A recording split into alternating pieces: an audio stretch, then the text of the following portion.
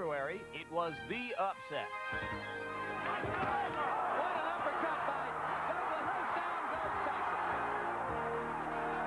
2,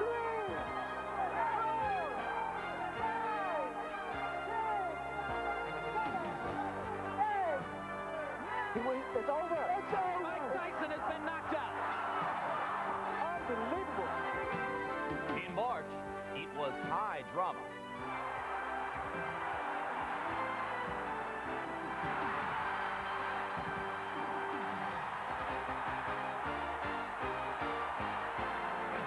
If he gets up, he probably wins the fight. I can't believe it! Unbelievable! Richard Steele stopped the fight with fewer than 5 seconds to go. This is one of the most unusual calls by a referee in the whole history of the sport. Will this watershed interlude in the theater of the unexpected continue tonight? Stay tuned as HBO Sports presents a middleweight championship fight between Michael Nunn and Marlon Starling. Much has happened since last we saw these two champions on HBO. 8 months ago to this very night, Nunn took on a game Iran Barkley. It could have been a big step forward. Instead, it marked the beginning of troubled times for Nunn. A lot of attention was focused coming into the bout on the question of whether Nunn's performance would be impressive enough to enhance his marketability. What's at stake now is can he win this fight and hold on to his IBF championship. Though Nunn succeeded in defending his title, his performance was far from spectacular. Within days, the young champion's troubles bled into print. Then, like a virus, the turmoil spread to the ring, leading to the postponement of Nunn's scheduled January fight against Marlon Starling. It remains to be seen what effect ongoing problems will have on Michael Nunn tonight.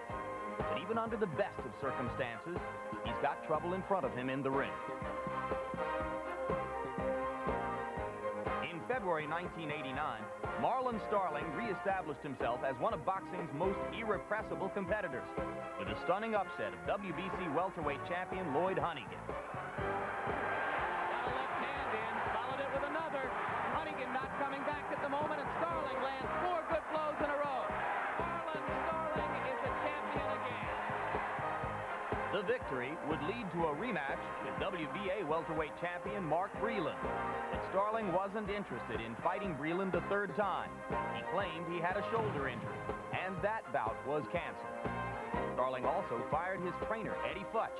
Considered one of boxing's best, Futch had been credited for Marlon's resurgence. Now, without Futch, Starling faces his biggest challenge as he awaits his middleweight debut. Nunn-Starling, a turning point in the careers of two warriors attempting to overcome their ongoing difficulties to battle for the middleweight championship of the world.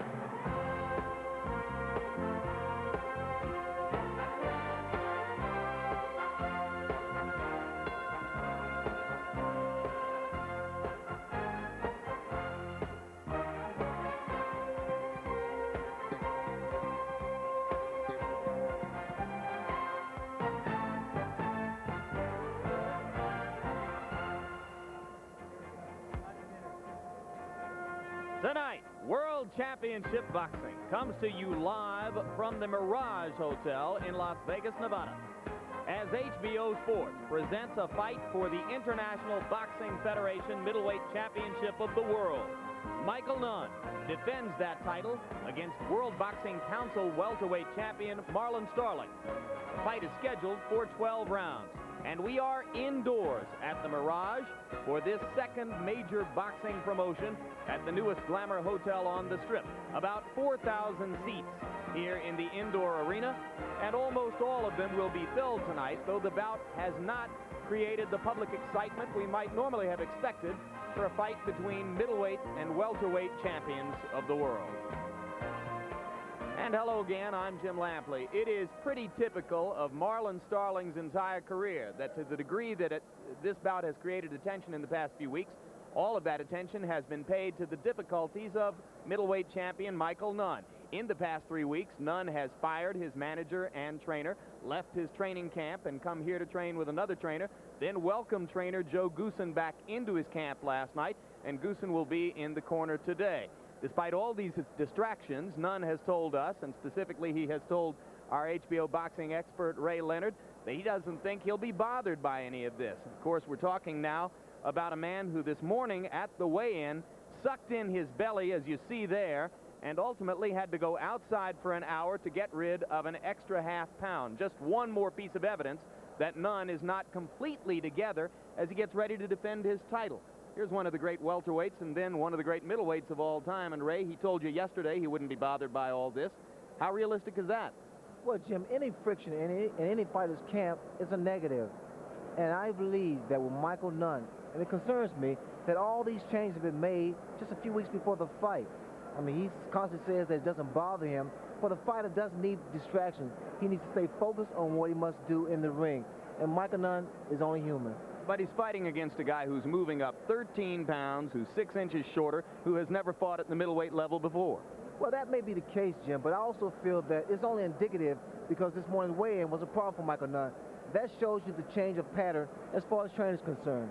All right, Ray, a lot has been made of the fact that Marlon Starling moves up 13 pounds, which in the modern boxing divisions accounts for 2 weight classes. But there's a long tradition, Larry Merchant, for welterweight champions moving up to middleweight. Some of the greatest of all time have done it. Why isn't there more excitement about it happening now? Well, Jim, it's a terrific fight for the fighters, but there are a lot of people who suspect it may not be a terrific fight for fans, and we have to remember that neither of these fighters has ever really captured the public imagination. It's a terrific fight for Michael Nunn because he has a chance to look good against a smaller man and make a lot of money while he's doing it. It's a terrific fight for Marlon Starling because he has a chance to win a more valuable title, and if he doesn't win it, he's still the welterweight champion, and he'll make a lot of money too. But because they're both confirmed counterpunchers, we expect more of a tactical fight than an action fight. And yet our experience is that when 2 champions meet, our modest expectations are often exceeded, he said, hopefully. And this is precisely the situation in which Marlon Starling has excelled before. When he's a big underdog, he usually fights at the top of his skills. But most of the attention, as we said, has been paid to the middleweight champ, the man whose handlers have called him for as long as they've had him, second to none.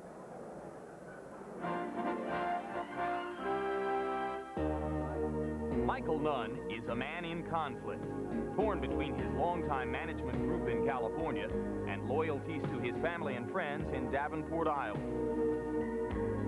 Nunn's problems began with his last fight against Iran Barkley.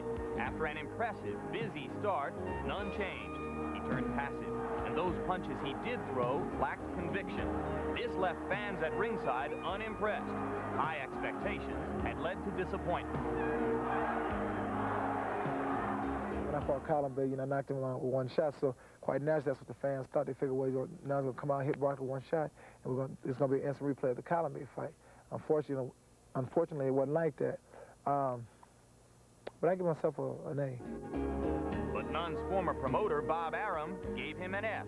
Arum had split with the champion before the Barkley fight and trashed Nunn's effort immediately afterward. He may have won a decision, and I'm not quarreling with the judges, but he really didn't beat Iran Barkley tonight. It was bad publicity for the weeks after the fight, a month, 2 months, 3 months after the fight, but eventually those bad press releases would go to the wayside and the good ones would have surfaced. After the Barkley fight, Nunn signed a new promotional deal with the Mirage. The Las Vegas hotel would promote Nunn's next 3 fights. The first one slated for January 27 with Marlon Starling. But Nunn ran into trouble before that fight occurred. First, he went back home to Davenport, where the champ wound up in the middle of a family feud and was accused of pulling a gun. The alleged shooting incident, which the Nunn say never happened, was part of a day-long series of confrontations between the Nunn and the Howard family. It ended in the afternoon when Michael allegedly verbally assaulted police officers. Weeks later, Nunn was arrested in Los Angeles, chasing a car which had rear-ended him. Both cases had been resolved. But his problems continued when he postponed the January date for this fight. Nunn claimed he had a back injury. Insiders say he was healthy and was buying time to rearrange his management team. Obviously, we all heard the rumors when the fight was postponed that he was having management problems. Again, the only thing I knew about our problems was what I read. Obviously, what I read seem to be coming true right now. Michael told me he hurt his back. I had to believe him. But as it turns out, Nunn had reconsidered the management team which choreographed his rise to the middleweight championship. On March 8th, Nunn named Davenport lawyer Ron May as legal counsel with responsibility for all boxing matters. Dan Goossen wasn't pleased to have a new big brother. I am powerless. I cannot represent Michael Nunn because of the way Michael wants it run now. And at this particular time, he wants his own people in. It's obvious the direction that it's going in. Michael's got a new group in. Indeed. Bob Serkin, Nunn's surrogate father and unpaid advisor since Michael was 13, was also offended by the letter. I'm leaving tomorrow, and I'm no longer a part of Mike's entourage. And I laid it on the line to Mike, I'll be honest with you.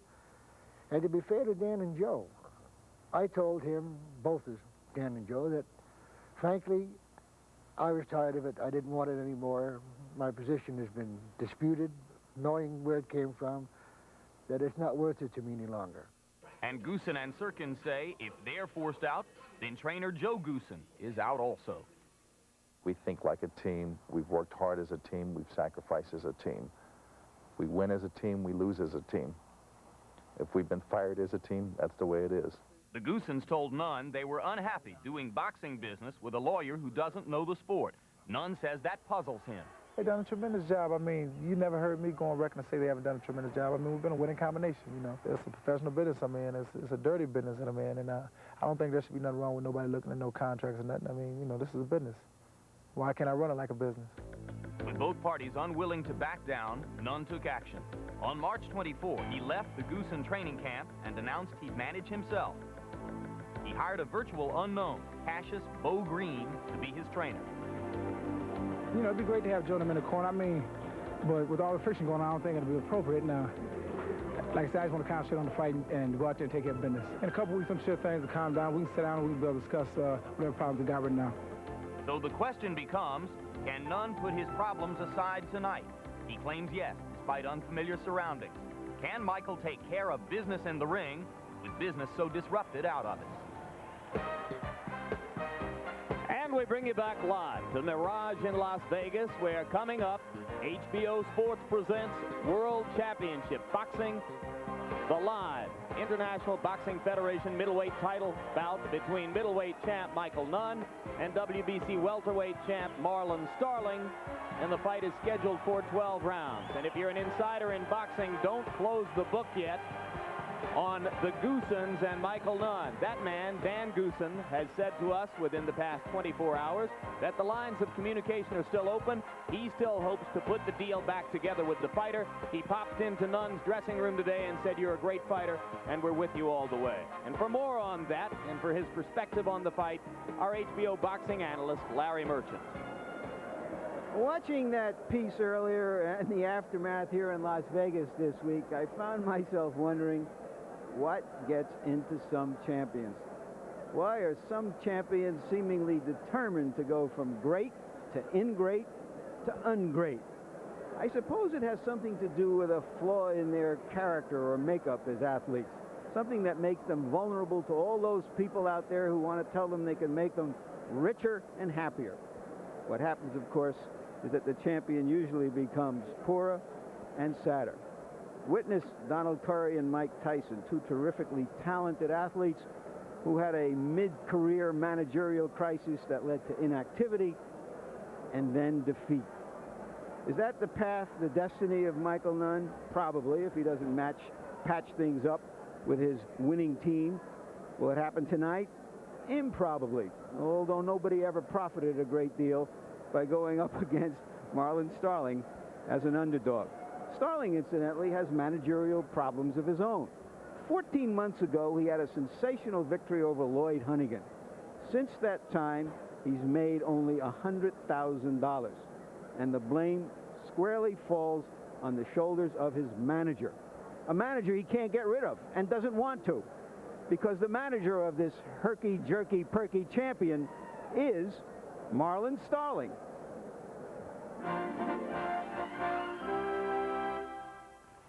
Can't be stopped, won't be stopped. Won't be stopped, can't be stopped. The best. The best.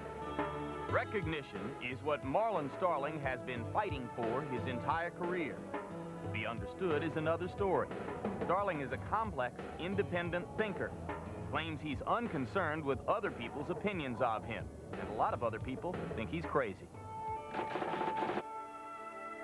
Who can manage Marlon Starling better than Marlon Starling?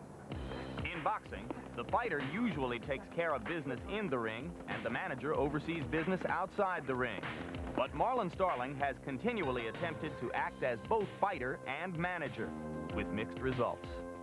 Marlon Starling knows what it takes to be a winner. Managers seem to get so deeply involved where they think they make the fighter.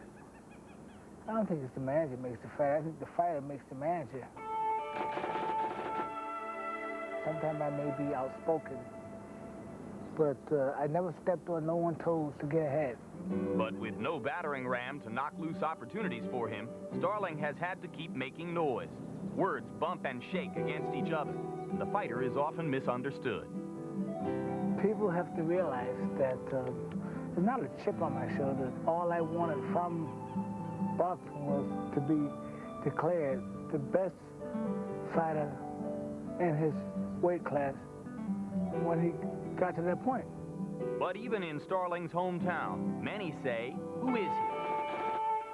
Maybe if you don't know him, you might not like him because he's a realistic person. But realism hurts. It bothers Starling to be overlooked in Hartford. 40, 50 years ago, that city earned a reputation as a boxing citadel with its support of its last hometown champion, Willie Pep. Marlon's got plenty of appeal, but he hasn't boxed in Hartford as many times. I box here once, twice a month. When I was fighting, you know, Marlon fights here very rarely. I think that's important.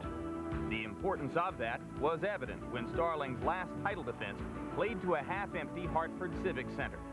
Starling says bad press scuttled the live gate. Others claim the ticket prices were too high for a bout with Korean Young Kil Chung. And there's more. Marlon hurt himself quite a bit with his first real nationally televised fight, when he was perceived as to be a bit of a clown in the fight that he ended up losing to Donald Curry. From that point on, people may have been a bit more reluctant to support someone who they felt may have been embarrassing at a national level. Love him or hate him, no big-time fighter is more unconventional. No one seeks bigger challenges. I don't think the challenge is moving up in weight. I think the challenge is the opponent. It's a big step for most fighters to move up one weight class. Is it any surprise to see this funkiest of champions moving up 2 classes for his first assignment as a middleweight? I think Michael Nunn is a good fighter. I think Michael Nunn knows what he has to do. I believe Michael Nunn may underestimate me a bit. Boxing has long been a haven for the unorthodox. In that sense, Moochie, or if you prefer, the Magic Man, is a throwback. Who else would have given us such charming irrelevancies as the Starling Stomp, or the Starling Peekaboo, or the Phantom Knockout Loss?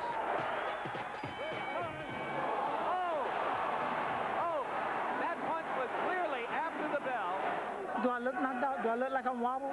Well, you only have to be knocked out for 10 seconds. I wasn't knocked out. I wasn't knocked down. Could boxing use more individualists like Marlon Starling? I tell you what, I think the public, the boxing fans will love it, but I don't think the managers can handle it. The champ has risen above it all and has shown that you can beat the odds, the system, and be the best.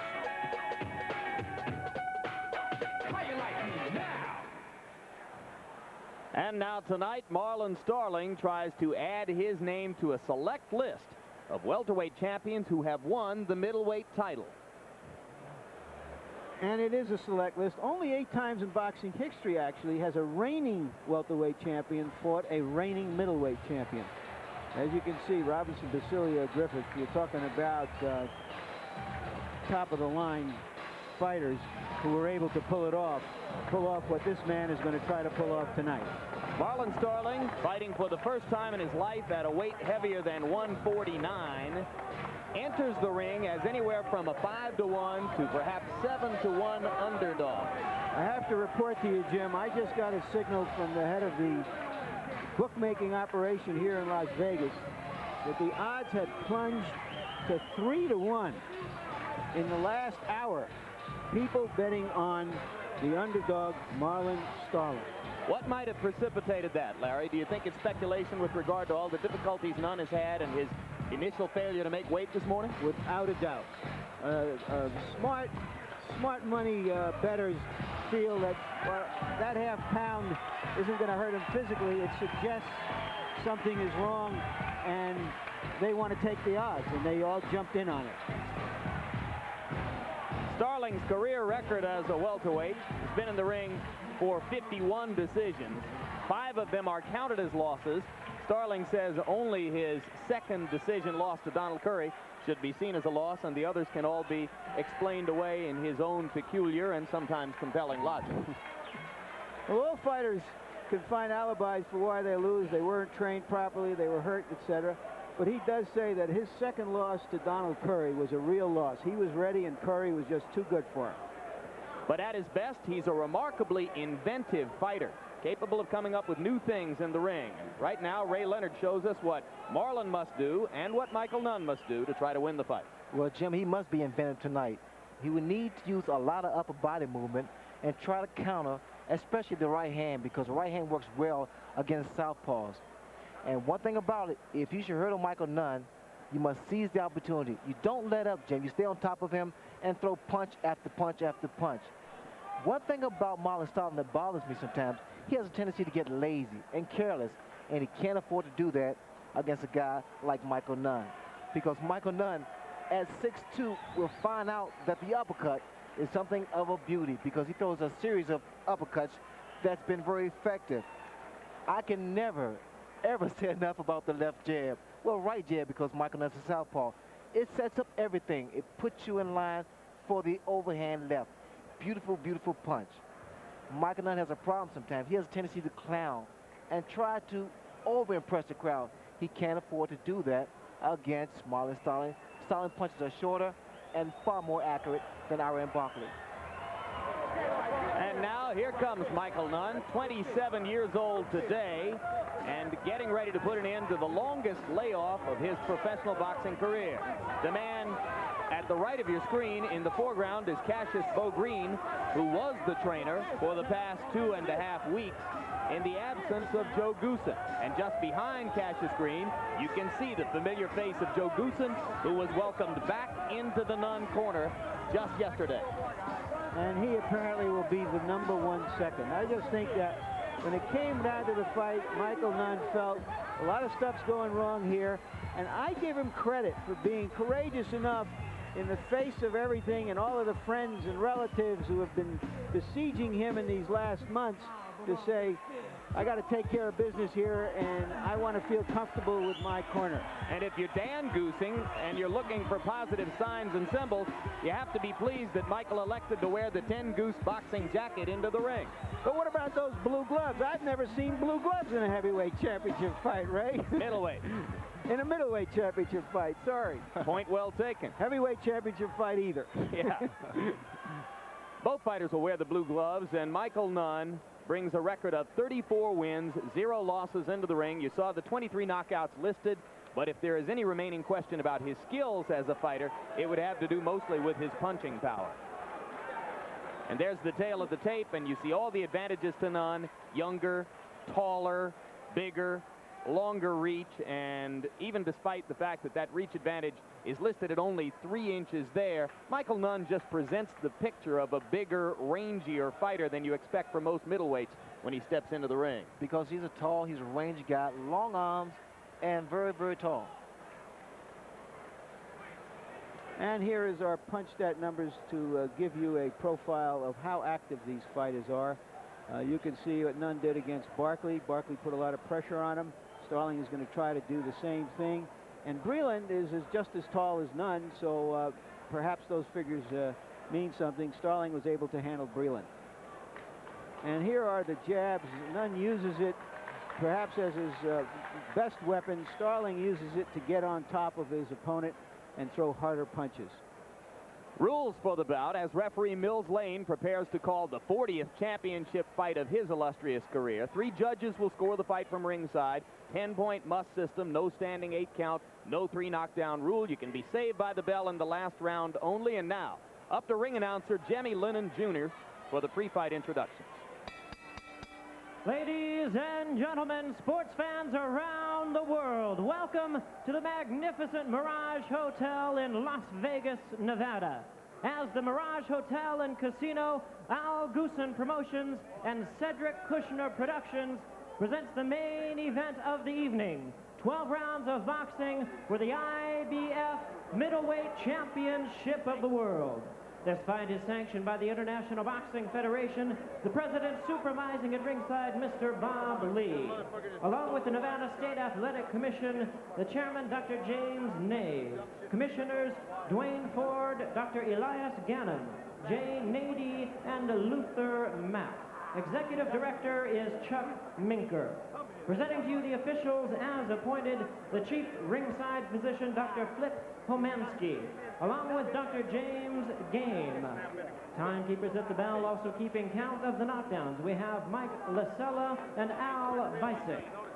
Judges at ringside for this main event from the state of Washington, Glenn Hamada. From Indiana, Gary Merritt, and from Nevada, Art Lurie. Now introducing to you the referee in charge of this bout, Mills Lane. All right, fans, here we go. This is it, the main event of the evening, 12 rounds of boxing, the IBF Middleweight Championship of the World. Introducing to you first, the challenger on my left, fighting out of the blue corner. Wearing light blue trunks with white trim and fighting out of Hartford, Connecticut. His weight tonight is already 158 pounds. With a record of 45 wins, 5 defeats, and 1 draw, he has 27 wins by way of knockout. Please welcome the WBC welterweight champion of the world, the challenger, known as Marlon Magic Man Starling.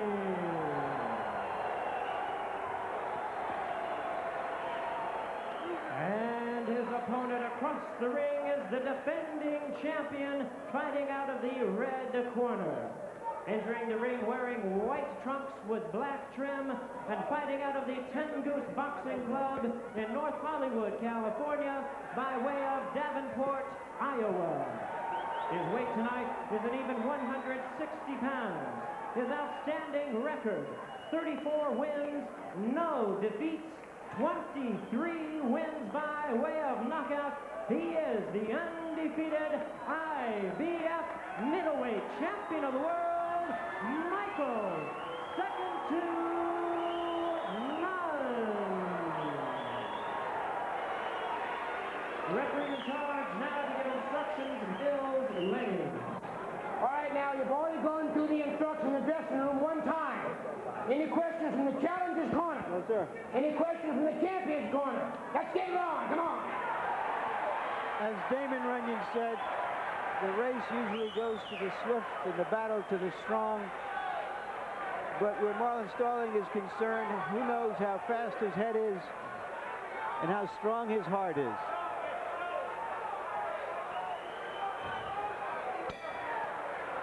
Round 1 begins. Ray Leonard, you suggest that you didn't like the way Nunn looked in his corner before the fight. It was a very, very unsure look. He didn't look too positive. Normally, Michael Nunn gets to the ring and has this arrogance about him. I don't see it now.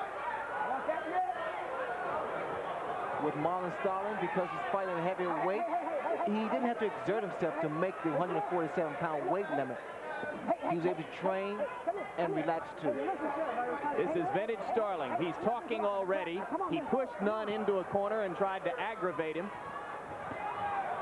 He's been doing it throughout this, since they've been here. He's been trying to make Michael Nunn mad, so Mike, in fact, would try to fight his fight inside. And as Starling entered the arena today, he went by the trailer which served as Nunn's dressing room and banged on the door and started yelling, "Come on, get out here." Here what I said about clowning. So Michael's against the ropes. He did that against Iran Barkley, and Barkley telegraphed his punches. With Starling's punches a lot shorter and a lot more accurate. Starling's a much more technically skilled fighter than Iran Barkley. The size disparity, on the other hand, is readily apparent in the ring. Nunn looks down at Starling. Marlon Starling has an incredible style, very unique, I must say. He keeps those hands up very, very high, and he's able to deliver punches.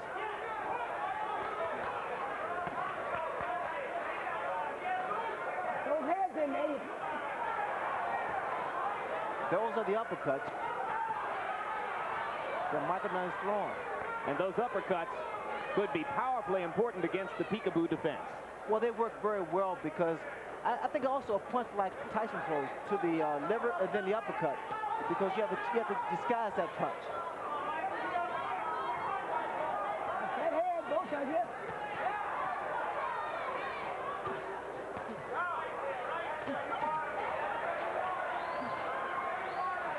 Both fighters are landing punches inside. Most of the punches thrown by Nunn is being caught on the hands and the elbows of Marlon Starling. It's a very difficult defense to penetrate.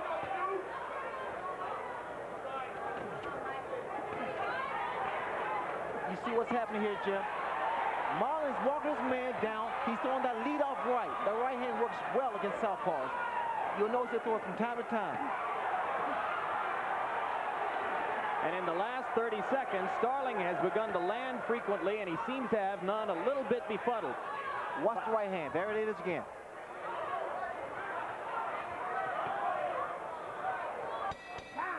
The most noticeable thing in that round is that Michael Nunn was standing flat-footed.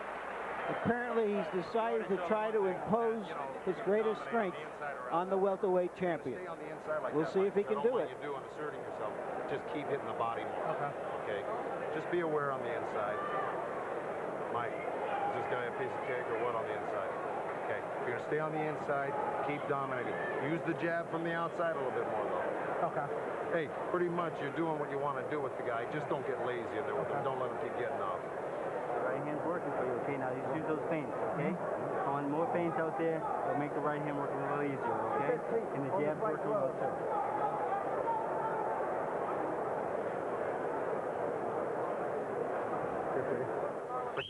Circle around him. Don't turn him a little bit. Don't be in front of him. The trainer in Starling's corner is Freddie Roach, a disciple of Eddie Futch, 30-year-old former featherweight. He was working with Futch at the time when Starling rid himself of Futch's services, but he said, Freddie's just fine, I'll keep him.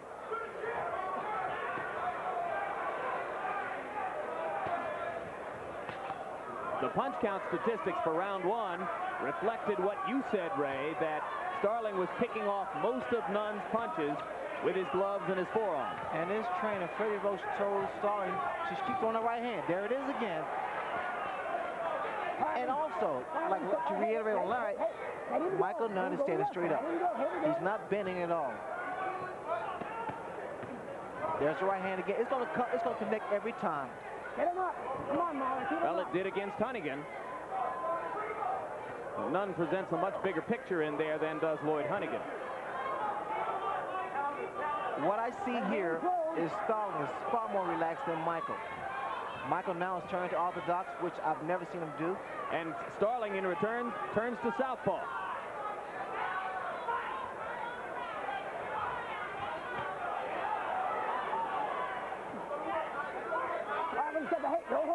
Nunn told me the other day that he would have a body attack. I have yet to see body attacks. There was one punch there. Multiple arm punches.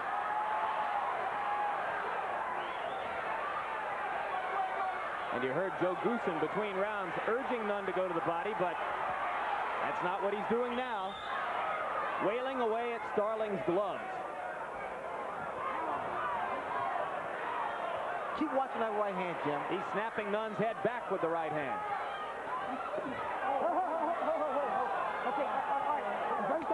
Come on, where's that one?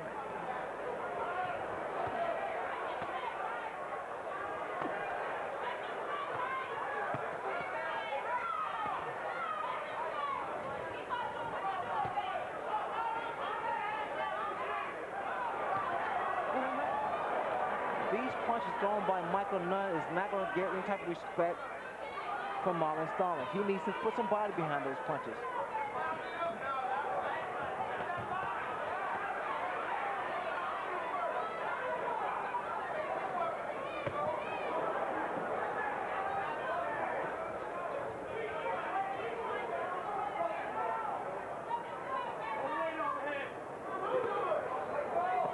Watch the right hand again by Starling.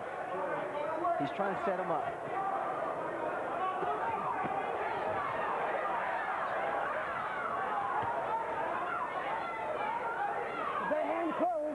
Unless Nunn remembers to go to the body, he may get awfully arm-weary banging away against Starling's glove. There's like right this. hand again. And again after the bell. I thought that was a nice round for Nunn. He found a good rhythm, found a distance that he could jab effectively, Okay, get busy around and here, he started to work off the jab. Take the action away from you, okay? You gotta be busier, all right? There you go. Give me a spit bucket. All right?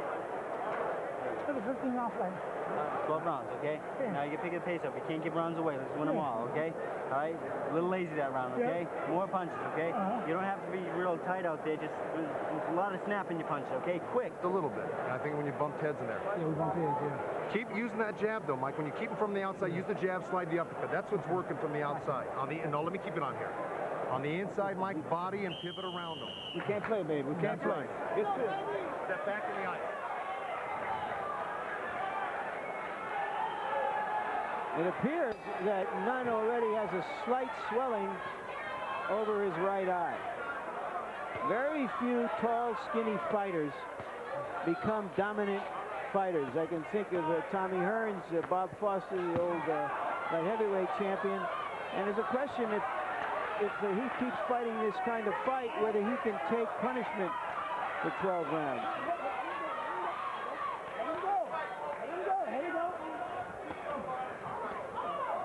Now this is really uncharacteristic of Michael Nunn. He's putting his head down and trying to be a slugger.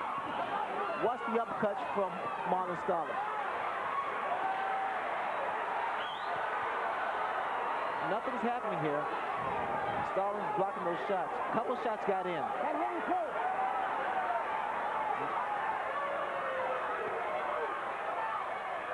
Michael Nunn is yet to figure out the style of Starling. The right hand once again. But when he throws the right hand, when Starling throws the right hand, he needs to come back with the left hook. Follow up with something. Keep it close, come on.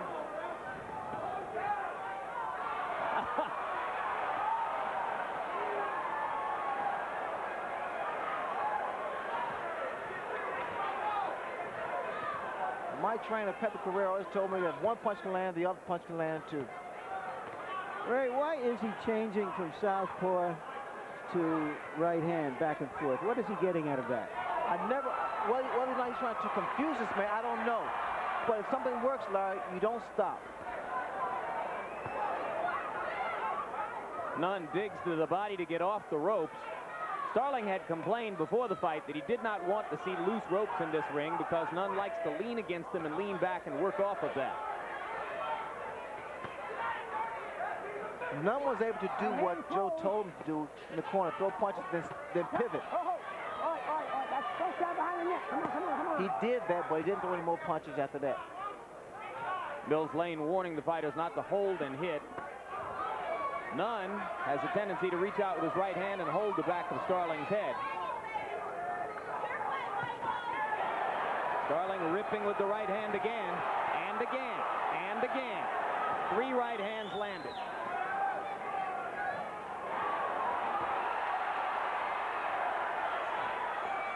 That right hand is the bread and butter for Marlon Starling.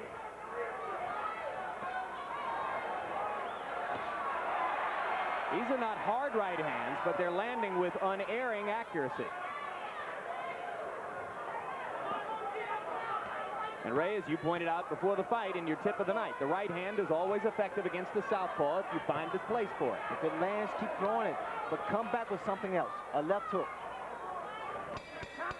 Well, guys, already after 3 rounds, we've had more action than a lot of people expected after 12. So this is turning out to be not just a tactical fight, but also a good deal of action. You've got to go to that body more, Mike. Jimmy, where's the bucket? Mike, look, when he's going into that shell, go to the body, dig those punches, and work around them. Turn them, and then use those uppercuts, Mike. That's what will catch this guy. Let's see Nunn try to penetrate that peekaboo defense. He's having a hard time. It can be a little frustrating, and you got to be careful not to wear yourself out trying, because as you see there with Starling sticking his tongue out, he's trying to inspire Nunn to just keep throwing punches.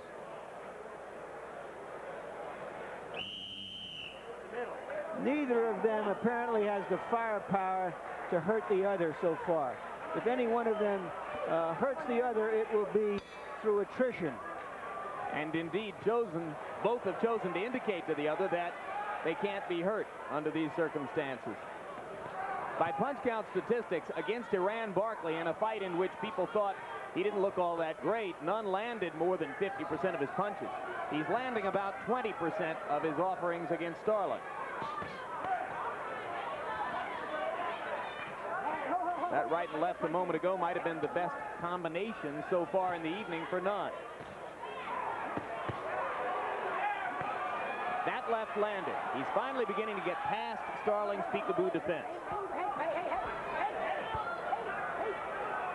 It's been a tough time for referee Mills Lane to pull these two apart. There is no love lost here.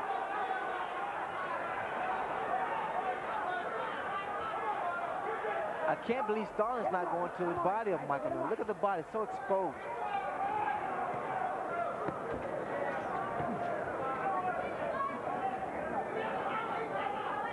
You're giving him the round. Come on, let's get busy. Come on, Mooch. Let's play two. Starling's corner yelling for him to throw punches. They say he's giving Nunn the round. And there he comes with uppercuts.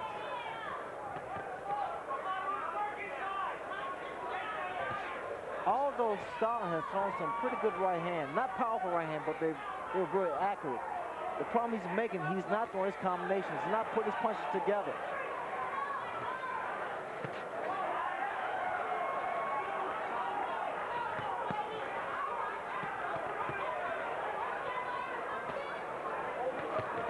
I don't like it when Michael Nunn stays straight up, erect.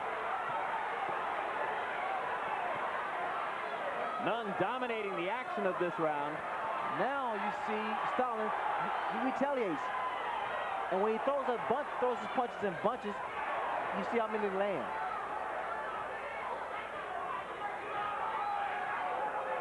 Right hand once again, Jim. Right on the chin. Come on, here we go.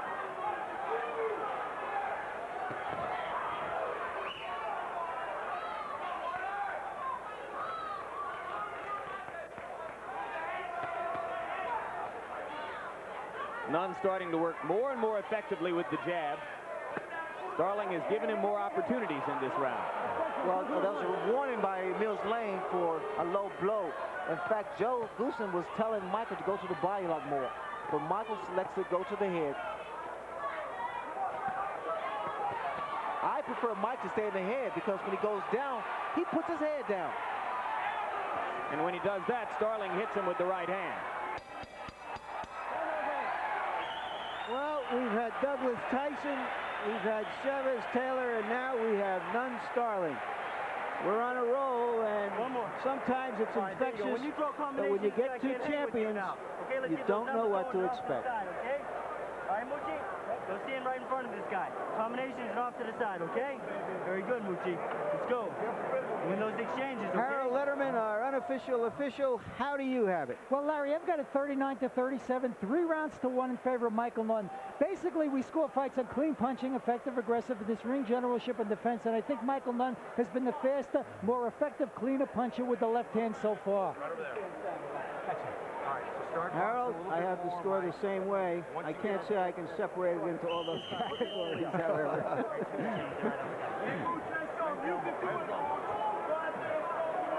Well, if Michael Nunn can keep doing what he's doing, that is to say, if his conditioning holds up, which has been questioned, then he's found the formula to dominate this fight.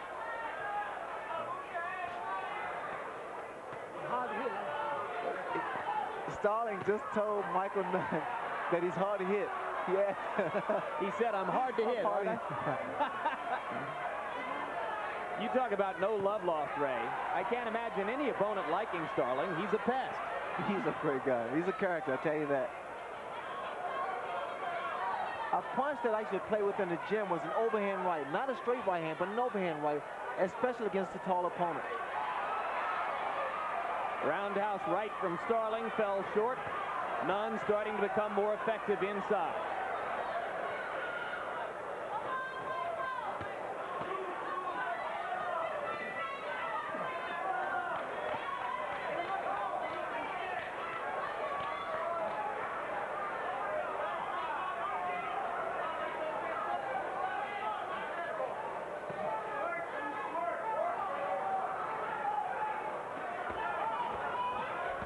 I can't believe Michael Nunn is fighting this way.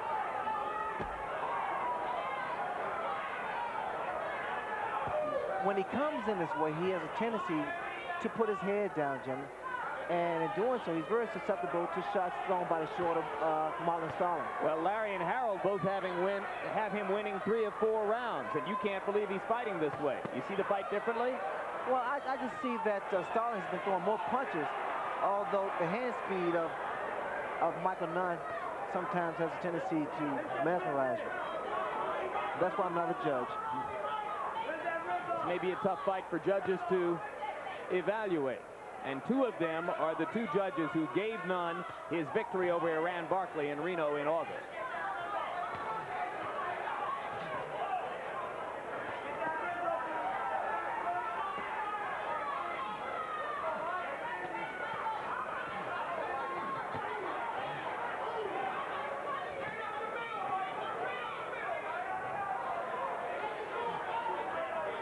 Starling seems to be slowing down. He needs to stay a lot busier.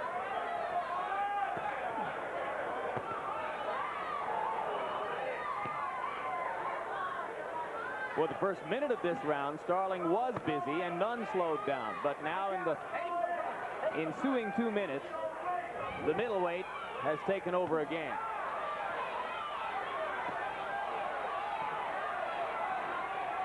Nunn having free rein now to fire away at Starling. What's happening when Starling throws one punch and Michael throws a combination, Michael Nunn will steal the round. An excellent round for Curry. There used to be a saying that a fighter like a leopard can't change his spots, but Michael Nunn is changing his style and standing in there and fighting. Maybe because Starling can't hurt him, he has the courage to do that. Good. Mike. Mike, keep using the jab. You'll find stuff off of it, Mike. Keep boxing him. Change his body weight, okay? More face, okay? Go to him, stick to him. Don't pull away from them shots, okay? No time to fool around out there, okay? Go to work, okay? Rip that body. Outside there. The combination is that you got to fire him, okay? Earlier today, WBA middleweight champion Mike McCallum stopped Michael Watson, and there are some ramifications of that. You won't believe who the mandatory challenger for the middleweight championship you're now looking at is.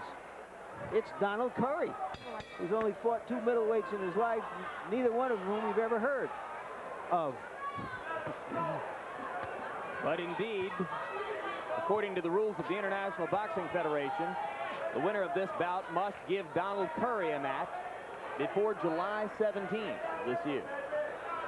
Should throw in here, Jim, that a fellow named Roberto Duran is still the WBC middleweight champion. You heard of him, haven't you, Ray? The name does ring a bell, Larry. And Starling's people have indicated that if they can get by this one and Starling can take the middleweight title, he would like to fight Duran. Michael Nunn's going to find that throwing 2 jabs will open something up. There will be an opening after 2 jabs.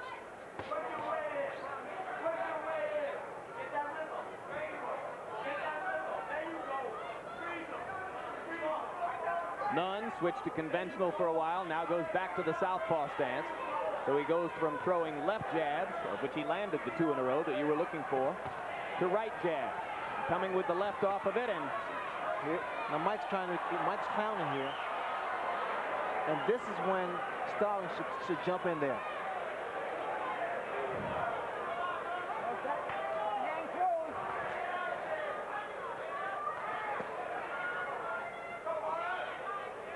Watch out, 2 hands are free.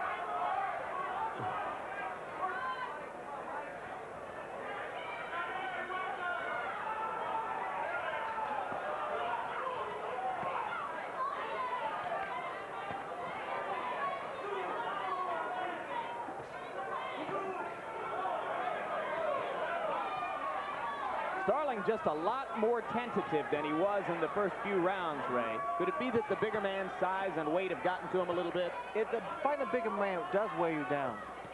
When you're leaning on each other, the bigger man comes out on top. It's a matter of size here.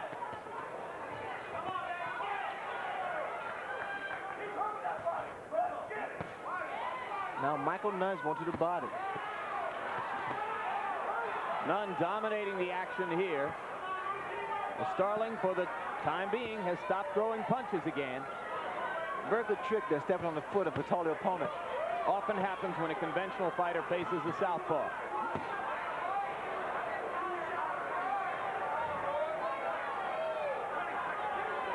What Starling's doing, he's actually giving away this round. In fact, he's giving away a couple rounds. He certainly hasn't shown any indication of trying to win this one.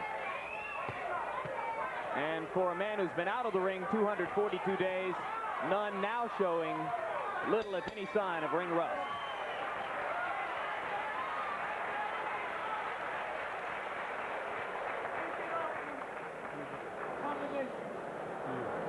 Okay, Moochie, now you gotta fire it up in there, okay? Come on, stop ripping that body, both hands, okay? Come on, you're giving these rounds away, okay? They're too close, all right? Now you gotta pick it up out there, okay? You gotta rip that body hard, okay? You gotta pick up the pace now. Fight this guy, okay? Come on, you're halfway there, okay? Let's go. Let's get this guy tired. Let's rip that body. Open up, the son of a bitch, okay? Come on, open up. Let's go now, Moochie. All in front of him. Now you're working. Now you keep popping them like that. You keep popping them like that for the next few rounds, Mike. Then you're gonna find your openings, okay? You're boxing smart now. Okay. You understand exactly what I'm saying? Yeah. Here, okay. Let go, Jim.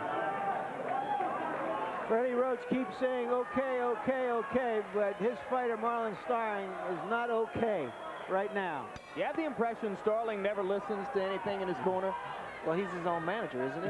There you go. He doesn't have to if he doesn't want to. But he really needs to be busy here. He needs to throw more punches, get a lot more serious.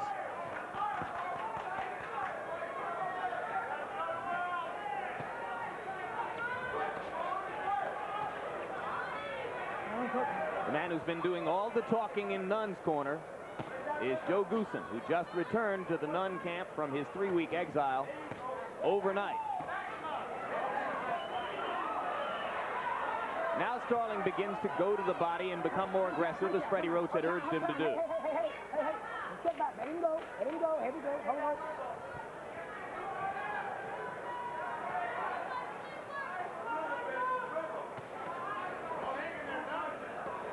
Watch out, 2 hands are free.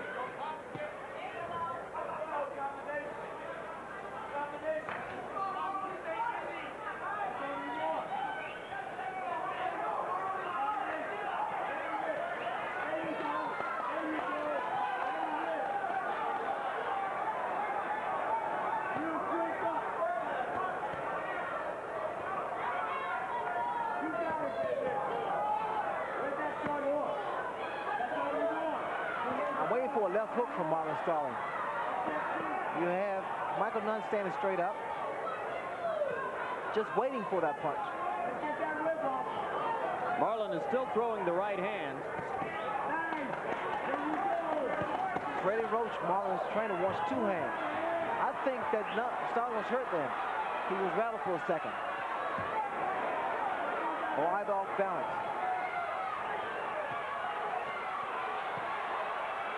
Starling at a standstill. Michael Nunn's just having a field day. It's a picnic. Get him up, Michael, come on.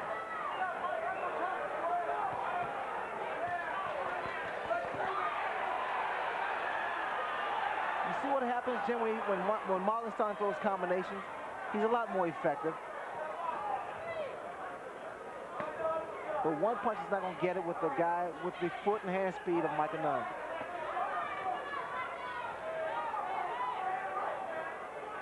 Starling, after an interesting first 3 rounds, has drifted south. Less and less active, more and more willing to let Nunn control the bout with his jab and his boxing skills.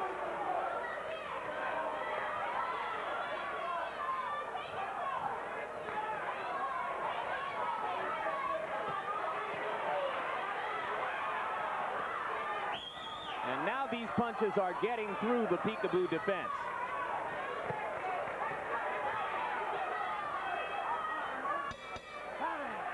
I think what's happening out there, Jim, is Starling, knowing he's behind, has to take more chances. He's going to be more vulnerable, and he might get hit with some heavy punches. Fire on the shot, and then bring the uppercut right to the chin, okay? Harold Letterman, how's the fight progressed according to you? Larry, I've got it 69-64, 6 rounds to 1 in favor of Michael Nunn. I mean, in plain and simple English, Michael Nunn has come to fight and Marlon Starling hasn't. For some reason, as I see the fight, Marlon just is not throwing punches. He's laying back, and he's letting Michael Nunn whack him continuously with good, straight left hands. And Michael Nunn is totally dominating this fight. Snap them hard, baby. You've got to No really argument, put them in Harold. I see this more as a fight not between a heavier man and a less heavy man, but between a tall, skinny guy and a short, compact guy. And the tall, skinny guy's winning. And it isn't a question of his strength either. It's his youth, his quickness, and his reach. And we'll see now if Starling opens up.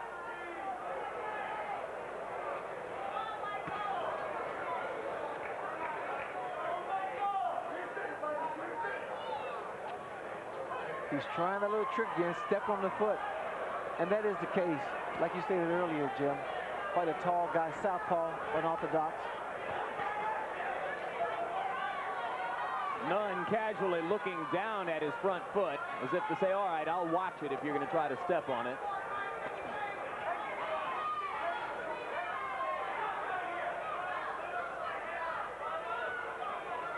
It's an old story in boxing to see the smaller, quicker man against the bigger, heavier puncher. But as you charted Starling's disadvantages coming into this fight, it was unusual to note that he was going up against a bigger, quicker man. If I was in Starling's corner, I would just tell him to just go out there and fight. He's not going to win this fight trying to outbox Michael Nunn. Nunn has too many advantages with the height, being a southpaw, being quick, and being younger. Why is Michael Nunn, after being so successful standing toe-to-toe, suddenly started to dance around the ring? Well, I think it's safer from his standpoint because, again, the style of Marlon Starling coming with his head. He does throw more punches like now inside, but he also has a chance to set his man up on the outside. But it is when Nunn goes into retreat and begins to dance around the ring like that his marketability comes into question. The Barkley fight proved one thing. It proved that he won't satisfy the public simply by winning fights. Well, again, if he's just trying to just satisfy the public and not stick to the right formula, it could be fatal for him.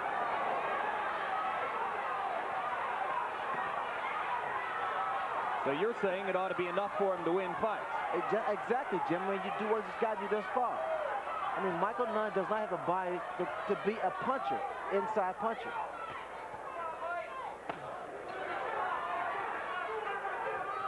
I think once he wears his opponent down, then it's safe to go inside, but not at the early stage.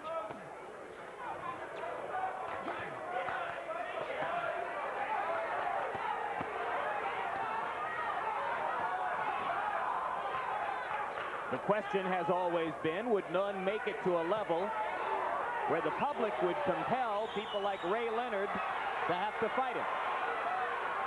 There's always talk, Jim. But I think he has nothing to contend with here against Starling.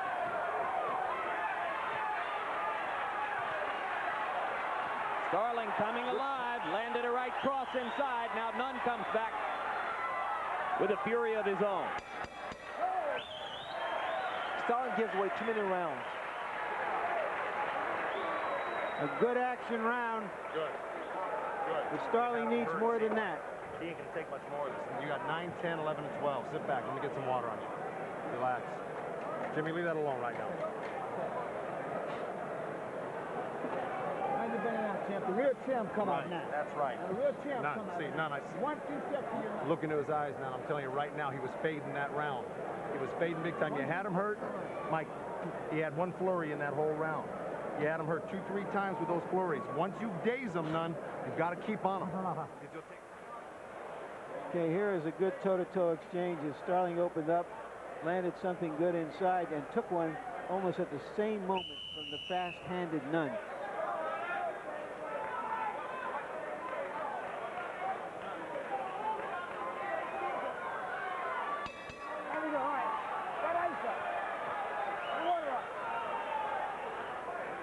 So it becomes another display of Nunn's multiple skills.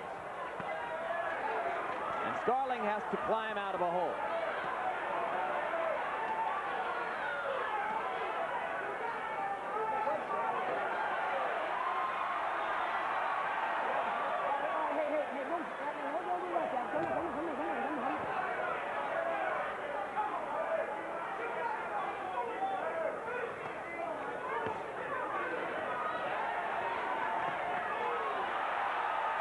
Here we see Michael Nunn doing his infamous clowning.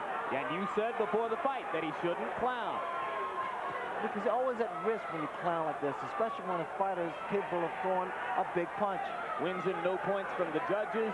Look what he's doing here. Wins him no love and appreciation from the fans. And the booing begins.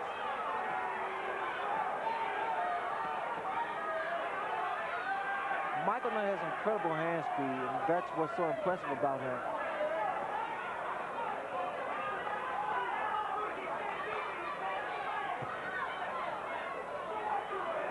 And you notice, Jim, every time that Michael has a tendency to showboat or either box, he gets really booed by the crowd, and it really bothers him too.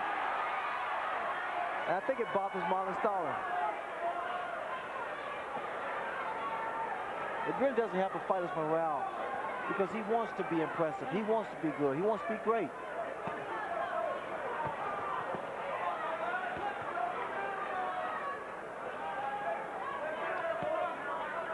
Well, what fight fans want from Nunn is both fair and unfair. Most of all, they want him to go about his business without self-glorification and without the clowning. That's fair. They also want him to produce knockouts, and that, to a certain degree, may be unfair. Exactly, I would agree with that, Jim. I mean, Michael Nunn is not your one-punch knockout. Michael Nunn is a boxer.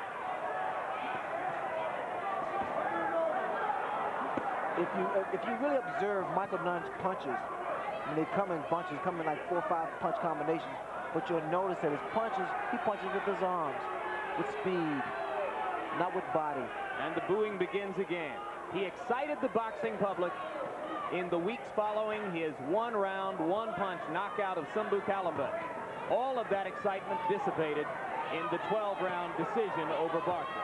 That fight there with Kalambe, because Kalambe was such a highly recognized fighter and champion, it was like a sin for him to have knocked out Kalambe with 1 punch.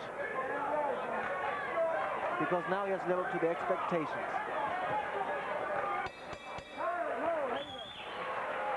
I thought Starling won that round. It's been a long time since he's won one in my card. But you can't afford to give him any part of the round, all right, because it's too close. Only because you fucked around, you let him in the fight a little bit. Now listen to me, Mike. He's got his hands up so high, you either got to come up the middle or you got to go around to the body. Sit back and take a deep breath. Come on, the solo places. Good shot, okay? And come back with the left hook right hand, okay? Freeze and 4-punch combination, not one at a time, okay? All right? Let's go. See the hook, right uppercut, okay? The hook, right uppercut's going to work against this guy now, okay? Shot. Take it. You know what I'm saying, Mike? Okay. He's got the hands up. You got to come up the middle on him when you're inside. You got to hit the liver. You got to hit the body. Gotcha. But you got to get in there with the jab, left hand. Body, okay? Then you'll come in for the headshots, okay? So, go out there. If there's any problem in conditioning with Nunn, it might have showed in that last round, but I can't honestly say that I see him as tired yet. That clowning usually is to buy time.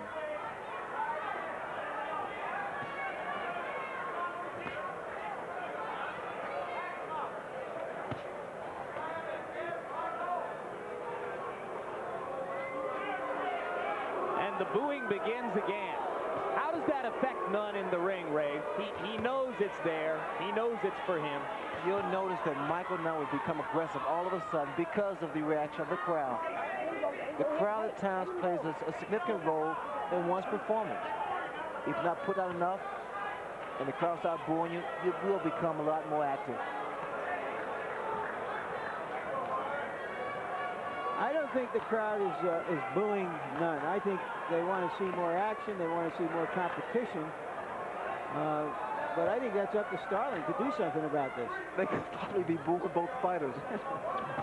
I think you're wrong. I think they're in the habit of booing Nunn now. I think it's a habit that developed as a result of the Barkley fight and all the abuse he took in the media and from fans as a result of that. You may be right.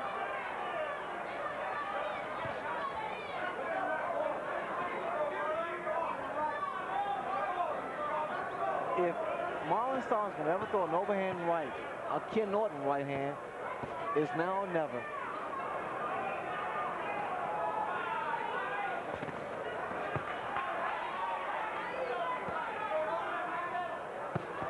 Good punch by Michael Nunn. Michael Nunn, he turns his head, he anticipates a right hand. Now, what Starling should do is back off and get some leverage here.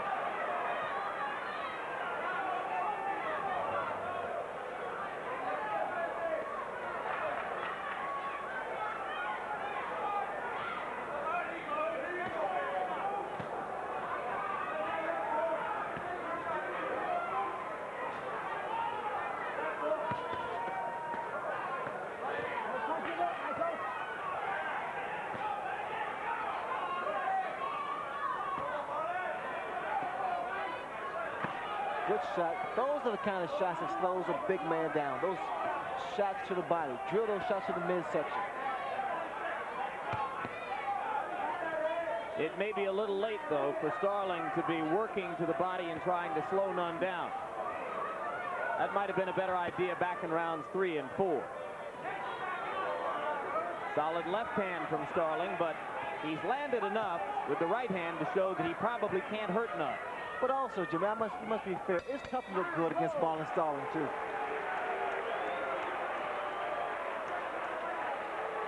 And to a growing chorus of boos, Nunn returns to his corner where Joe Goosen works while trying to forget about a great disappointment for him that took place earlier today. The Goosen camp is developing a young fighter named Gabriel Ruelas, 130-pound fighter, 21-0 coming into his battle today with journeyman Jeff Franklin. And Franklin was able to score a technical knockout, stopping Ruelas' unbeaten streak because of an elbow injury that Ruelas developed in the middle of a fight he was thoroughly dominating. Watch this slow motion, and you'll see how Franklin was able to yank Ruelas' elbow. This is one round after Ruelas had made it clear to ringside observers that he could no longer punch with the right hand. He had won the first 6 rounds and seemed for much of that time on the verge of a knockout. Now he has a loss on his record. He has gone to the hospital, and the diagnosis is not yet forthcoming, though the people in the Goosen camp believe it is at least a dislocation and perhaps even a fracture. One of the most sensational-looking young fighters I've seen in a long time.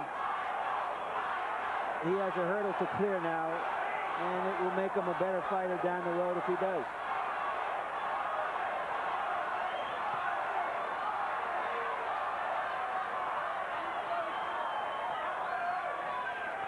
There's There's chanting in the crowd. It sounds to me as though some people are chanting Michael and some are chanting Starling. So at least the interest is still here. Starling lands a right hand, and a lot of people wake up.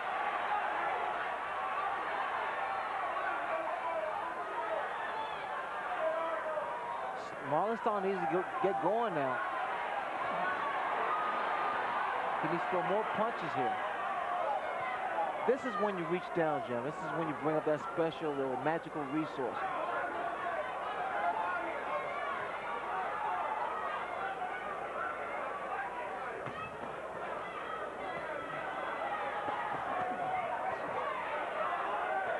There is no reason for Starling to be backing away. What he should be doing is going forward.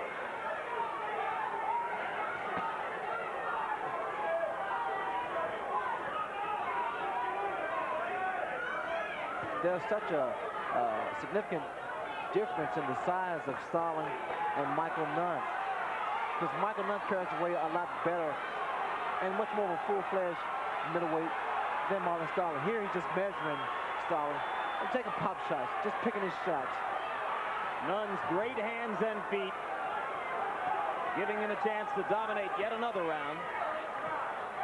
Starling is getting lazy, just laying back, relying on one punch, where we see Michael Nunn just putting his hands together, punch after punch.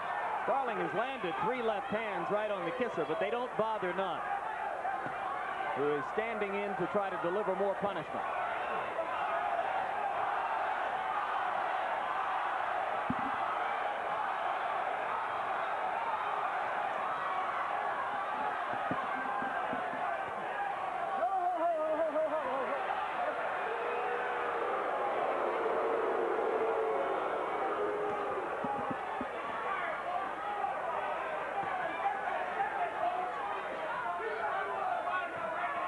We come toward the end of the 11th round of a 12-round championship fight. Neither fighter seemingly in danger of leaving the ring anytime soon.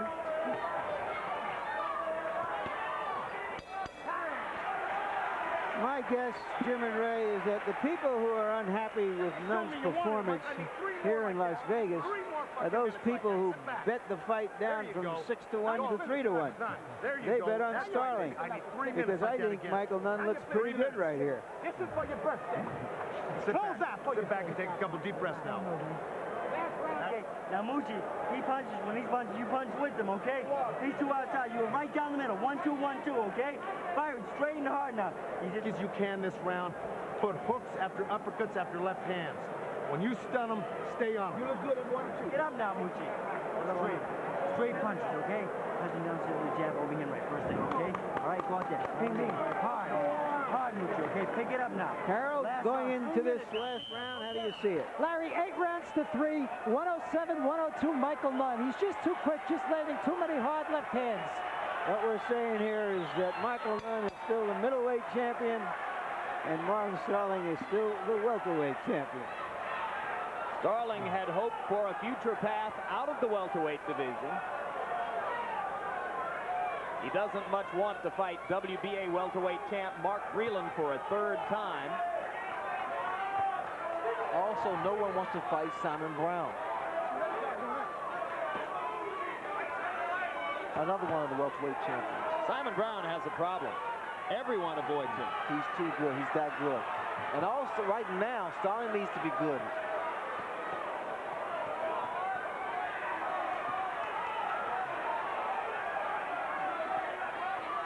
Good right hand, once again, by Starling.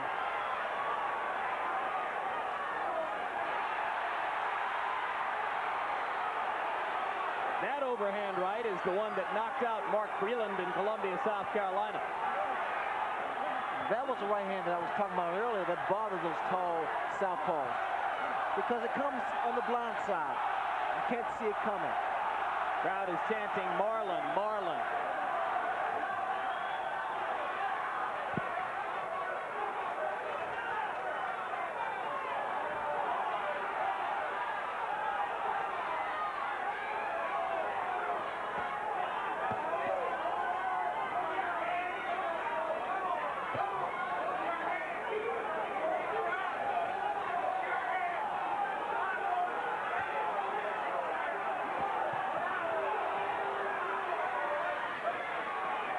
Petrucci comes in, he needs to throw something. All he's doing is working his way in. He's not throwing anything. I'm sure fatigue is set in because he's not as active as he was in the early going.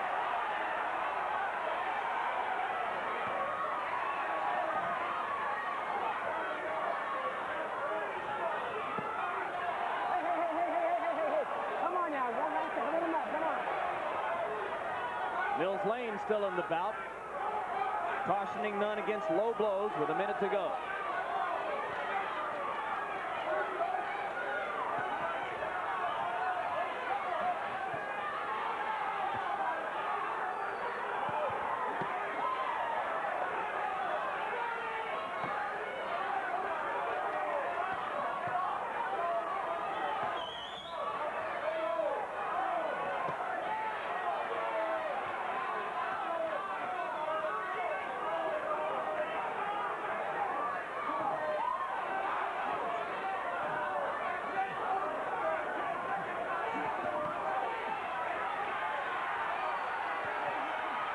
So a trio of judges will decide whether Michael Nunn keeps his middleweight title. I think that was a pretty good fight. I think Marlon Starling didn't embarrass himself against the bigger, younger, faster man. But the bigger, younger, faster man was just a little bit too much for him.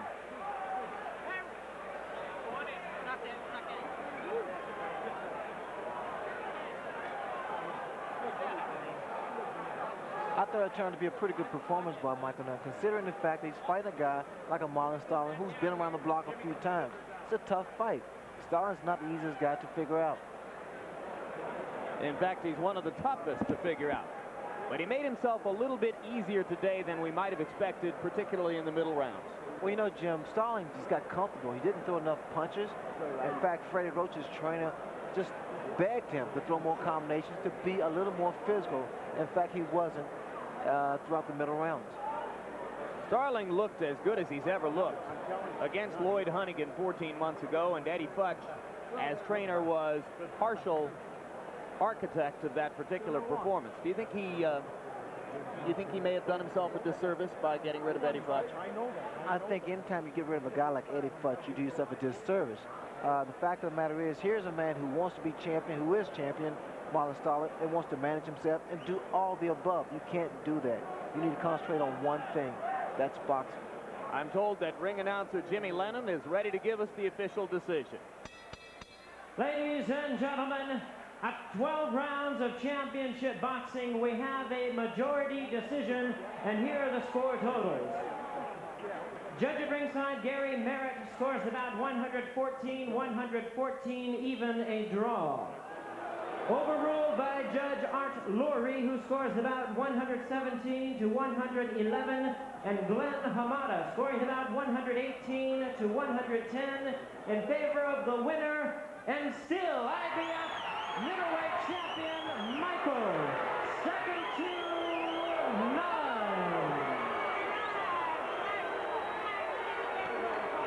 So the same two judges who gave Nunn his majority decision victory over Iran Barkley in August credit him with victory over Marlon Starling here. And just as that decision was booed by some at ringside in Reno, some elect to boo it here.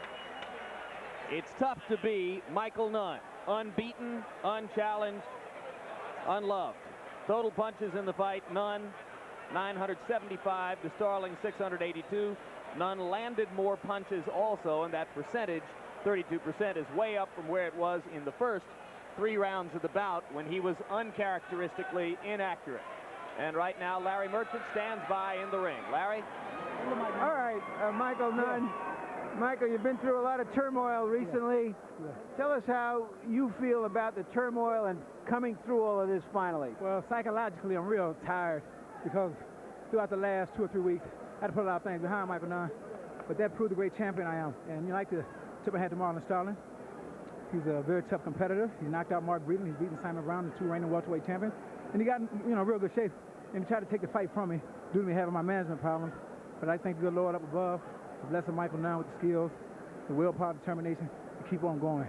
And I thank my family, thank everybody back in Davenport for being behind me. Why did you decide at the 11th hour last night, Michael, to go back to having Joe in your corner, Joe Goosen? Well, you know, I felt like Joe then when he threw out my career, and it wouldn't hurt because he wanted to be in there just as bad. So I thought it was a heck of a combination. We got together and we done what we had to do, one fight, and I think that was important. Did you think that with all the turmoil and all the stuff going on that you just needed to have somebody in there you were familiar with to going back to before all of this stuff?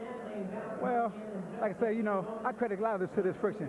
Like I said, I was a strong guy to be able to put it behind me, Larry, but I couldn't afford to pull out. You know, I hurt my back in January, and they thought I didn't want to fight. I mean, Marlon Starling's a great fighter. I mean, why should I duck anybody? I'm 35 and I'm the world middleweight champion. I fight the best guys out there. Is bringing Joe Goosen back into your corner an indication that you will resolve the differences and go back to the Goosens as your management? It's a possibility. I just want to go back home, get with my family and friends, just kick back and relax and enjoy this victory and see what happens. You say it's a possibility. How good of a possibility? It's always a strong possibility. I don't know what I just want to take some time off right now, Larry. But what I want to do is wish my son happy birthday. Little Mike, he's here with me. Hi, Mike. He's 9 years old. Hi. And today is my 27th birthday. So I know I couldn't get beat with my son here, my family, my friends, and all my loyal supporters out there. All right, two things. There's been some stories that you want to go up to the light heavyweight division, fight Virgil Hill, who you had fought as an amateur and defeated. Is that what your goal is now, to move up to the light heavyweight division? What I'm going to do is I'm going to see what's out there in the middleweight division. You got Thomas Hearns out there. You got Roberto Duran. Right now you got Mike McCallum, who just knocked out Michael Watson over in England. Congratulations. There's still a lot of credible guys out there. So I just want to take some time off and get back in the gym. And well, I want to give you a surprise. You may be the last to know that Donald Curry was today named as the mandatory challenger for the IBF, and that you have to make your next fight against him in the middleweight division. How do you feel about that? I'm all for it. If Donald wants to fight, I mean, I'll be more than happy to oblige him. He's a personal friend of mine, but, you know, business coming for pleasure, so we can get it on and do our thing here on HBO. Just one last thing. Mrs. Nunn, I understand you brought a birthday cake all the way from Davenport, Iowa, the mean streets of Davenport, Iowa. Is that true? Yes, that's right. Made us Nunn. Congratulations. Thank you so much. Good show, Michael. All right, thank you, guys. Back to you, Jim and Ray.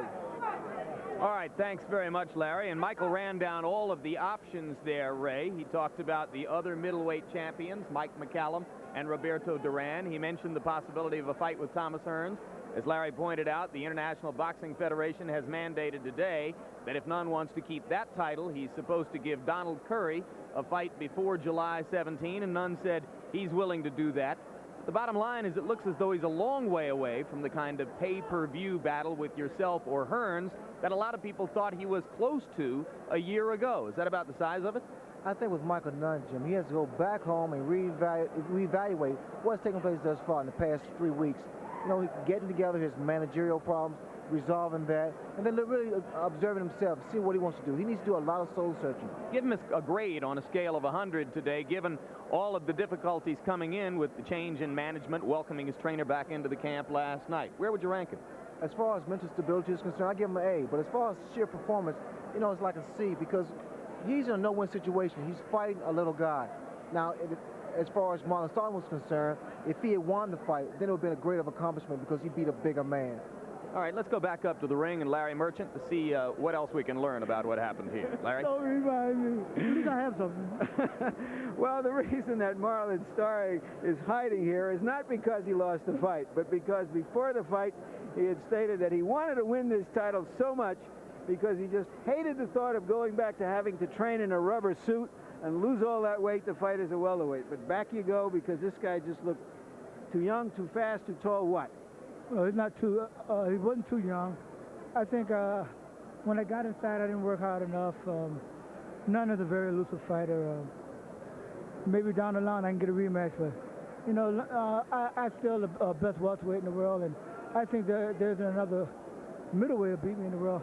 And I don't think Nunn will beat me on a rematch. You know, take nothing away from the champion. Marlon, were you surprised that he stood toe-to-toe with you for much of the fight? No, I wasn't surprised because, you know, he want to remember that he thinks I'm a welterweight moving up. You know, we all have good nights and bad nights. I don't think this wasn't a bad night for me. I think Nunn just was a little busier, and So what you're saying is that he had something to do, at least, with you having a bad night, and he fought a good fight. Listen, I'm not going to say I had a bad night. You know, you get me in the ring with any other fighter in the world, don't forget I still am the best. All right, who is next for you? Are you going to go for a third fight with Mark Breland, or are you going to go for a second fight with Simon Brown, two other welterweight champions? Brown you beat when he was a youngster. Many people regard him as one of the better guys. I am the best welterweight in the world, and maybe this fight can lure Ray Leonard into fighting me. You know, don't laugh at me now. Am I a middleweight or ain't I? You're the second best middleweight in the world tonight. Oh, tonight, you know, I'm the best welterweight in the world. Yes, you are, Marlon. Thank you so much. Hey, thank you. Okay, again, back to ringside. Hello, everybody. That's Marlon for you. He said lure Breland into a fight with him. Of course, Marlon was expected to fight Breland last year for a third time. He has a victory over him and a draw with him that many believe Starling won. And it was then that he said that he had an injury and could not make that fight, and almost everybody believes that that injury was bogus because he did not want to fight Breland again. There aren't too many options left for Marlon Starling. I guess he has to go back to welterweight and perhaps even take the fight with Simon Brown that you know he may not want, having been the only man to beat Brown once before. I was going to say that, Jim. As a matter of fact, the only attractive and lucrative fight for a Marlon Starling is a Simon Brown, because that will give him the kind of notoriety, recognition he deserves, or he wants, rather. What else can Starling do? Go back to the welterweight division. It's smaller there. It's easier there. Well said by a former 147-pound fighter. Well, Larry, you covered most of the options in the ring. Your final perspective on Michael Nunn and his now curious career.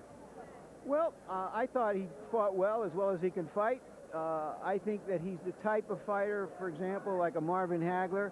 Marvin Hagler didn't have great popular acclaim until he just kept winning and winning and winning, and finally people came around and said, hey, this is a pretty good fighter. But Marvin Hagler was a warrior who came at you all the time. That's not the book on Michael Nunn. But he wasn't popular, and a lot of people didn't quite like his style, and there were various reasons that he didn't fill arenas and so on and so forth. Some fighters have a sensational style or personality that grabs the public, and some don't, and those that don't have to build on it over a longer career, and sometimes they wind up better for it. As an example, Larry Holmes. And let me say something about this whole managerial thing. If you look back over the last decade, the fighters who were most successful in and out of the ring, Larry Holmes, Michael Spinks, Ray Leonard, Tommy Hearns, Marvin Hagler, essentially one management team all the way through. It shows some stability in them. They had trust in people to do the right thing. They could take care of fighting. And if Michael Nunn can get back to that and just take his time and fight with his natural gifts, eventually he'll make a lot of money, and he'll be recognized as a very good fighter. Your little editorial on behalf of the Goosens puts you in good and populous company in the boxing world. So the journey continues for Michael Nunn, and it's yet another misstep, though perhaps a small one, in the career of Marlon Starling, who can always go back to from where he came at 147 pounds. As we take one last look at the action from Nunn's majority decision victory over Marlon Starling, we expect to see either, perhaps both of them again, in the future here on HBO. Tonight, in a 12-round majority decision, Michael Nunn extended his record to 35 wins without a defeat, with a relatively easy victory over welterweight champion Marlon Starling. Stay tuned immediately following tonight's coverage for One Night Stand Will Durst on the East Coast and Leviathan on the West Coast. And be sure to join us next month on HBO's World Championship Boxing, when lightweight champion Pernell Whitaker defends his crown against the super featherweight title holder Azuma Nelson. So now for Larry Merchant and Sugar Ray Leonard, I'm Jim Lampley, saying so long from the Mirage in Las Vegas, Nevada. The executive producer